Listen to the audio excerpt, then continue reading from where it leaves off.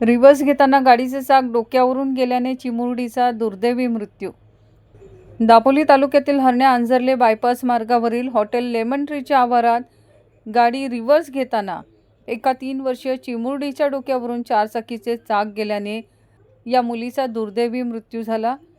दापोली पोलिसांनी दिलेल्या माहितीनुसार दिनांक 8 जून रोजी सायंकाळी 4:30च्या सुमारास हरण्या आंजर्ले बायपास मार्गावर असलेल्या हॉटेल लेमन ट्रीच्या आवारात वडाच्या झाडाखाली तक्रारदार गणपती प्रेमू राठोड वय वर्ष 38 व्यवसाय मोलमजुरी यांची मुलगी सान्वी ही तेथील वडाच्या झाडाखाली झोपलेली असताना आरोपी बापू हिरामण पवार राहणार जालगाव सुतारकोंड याने त्याच्या ताब्यातील क्रेटा गाडी मागे घेत असताना सावधगिरी न बाळगता आणि अविचाराने चालवून सान्वी वय वर्ष 3 वर्ष 8 दिवस हिच्या डोक्यावरून 4 चाकीचे चाक गेल्याने या चिमुरडीचा मृत्यू झाला आहे.